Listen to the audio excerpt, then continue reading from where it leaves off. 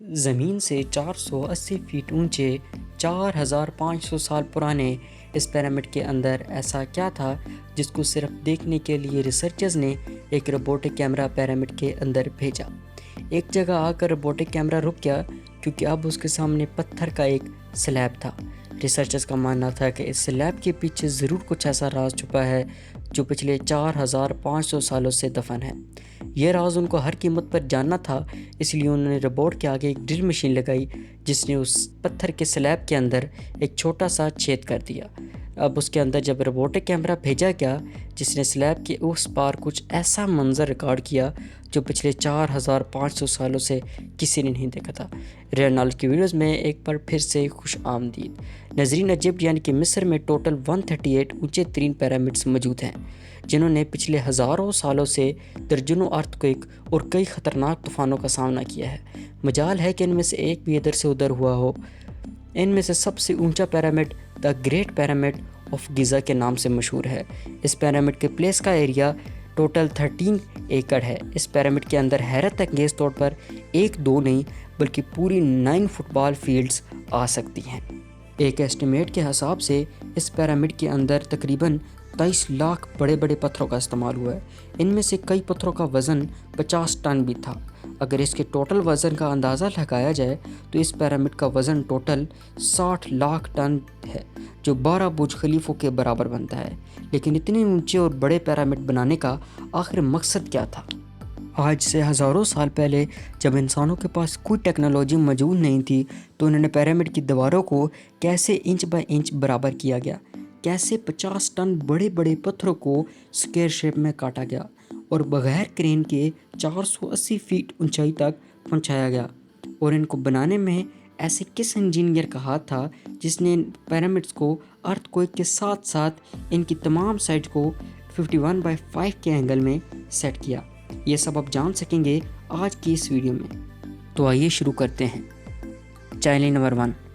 کئی صدیوں سے مختلف ریسرچ ٹیم اس پیرامڈ کی کنسٹرکشن ٹیکنیک جاننے کے لیے سر جوڑے بیٹھی تھی کہ آخر اس پیرامڈ کی ہر side exactly south, north, east, west بغیر کمپس کے کیسے سیٹ کیا گیا ہو۔ ریسرچرز کا ماننا ہے کہ اس ٹائم کے آرکیٹیکٹ نے پہلی ایسی زمین تلاش کی ہوگی جو لاکھوں ٹن وزنی پتھروں کا وزن جھیل سکے۔ اس کے بعد پولر سٹار، وہ ستارے جن سے ارتھ کے پول کا پتہ چلتا ہے، ان کی مدد سے پیرامڈ کی ہر سائڈ کو مارک کیا گیا ہوگا۔ کمپس اور نہ کوئی آپٹیکل انسٹرومنٹ، صرف اس بیسک ٹیکنیک سے ہزاروں سال پہلے اس پیرامڈ کی ڈائریکشن سیٹ کی گئی ہوگی، وہ بھی زیرو ایرر کے ساتھ۔ Challenge number 2۔ اگلا چیلنج تھا زمین کو لیول کرنے کا۔ جس 1.5 ایکڑ زمین پر پیرامڈ کو بننا تھا اس کا لیول تھوڑا سا بھی آؤٹ ہوتا تو 23 لاکھ بڑے بڑے پتھروں کا ایک ساتھ کھڑا ہونا مشکل تھا۔ اب اس زمین کو لیول کرنے کے لیے اس ٹائم کے انجینئر کے پاس نہ کوئی لیزر لیولر تھا اور نہ کوئی ببل لیول تھا۔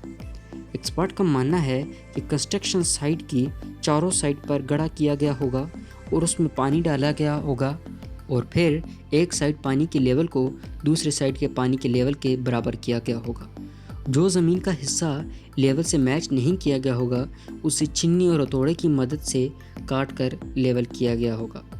ایکسپرٹ کا ماننا ہے کہ ایکشن ایجپشن نے اس سمپل ٹول کا بھی استعمال کیا گیا ہوگا جس کی دونوں سائڈ پر لکڑیاں اور درمیان میں رسی کے ساتھ پتھر بندھا ہوا ہوتا ہے۔ اگر پتھر زمین کے ساتھ ٹچ کر جائے اور اس کی رسی زی فل درمیان میں آ رہی ہو اور اس کا مطلب ہوتا ہے کہ بیچ کا ایریا پرفیکٹ لیول ہے۔ Challenge number 3۔ اب زمین پر ڈائریکشن بھی سیٹ ہو چکی تھی، مارکنگ بھی ہو چکی تھی اور زمین کا لیول بھی ہو چکی تھی کنسٹرکشن سٹارٹ کرنے کی، جس کے لیے ہزاروں ٹن وزنی پتھر ریکوائرڈ تھے۔ یہ پتھر کاٹنے کے لیے نہ ہی ان کے پاس گرائنڈر تھے اور نہ ہی ان کے پاس جیک ہیمرز تھے۔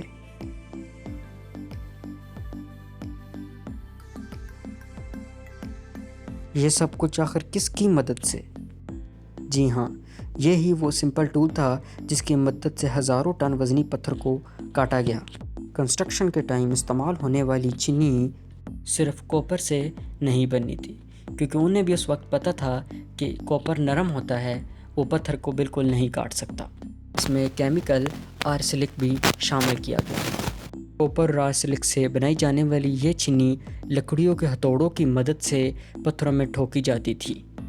इन बड़े पत्थरों को कई कई घंटों के बाद शेप में लाया जाता था। Challenge number 4। चूँकि ये ख़ास किस्म का पत्थर जिसे आज लाइमस्टोन कहा जाता है, उसकी कटाई पिरामिड कंस्ट्रक्शन साइट गीज़ा से 250 किलोमीटर दूर टोरा के शहर में हो रही थी।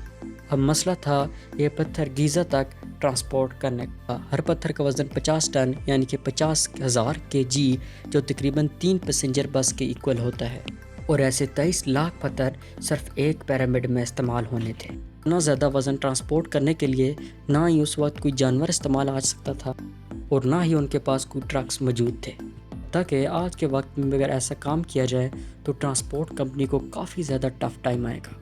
हैरत अंगेज़ तौर पर यह काम वर्कर्स और कश्तियों की मदद से सर अंजाम दिया।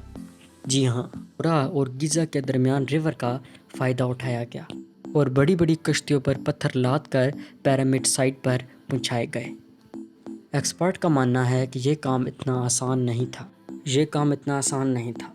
कम से कम इतने बड़े पत्थर को लोडिंग और अनलोडिंग करने के लिए 500 मज़दूरों की आर्मी एक ही वक्त में लगाई गई होगी। Challenge number 5। जो एक्सपर्ट की टीम पिरामिड की कंस्ट्रक्शन साइट पर रिसर्च कर रही थी, उनको अपने अभी कई सवालों के जवाब मिल चुके थे।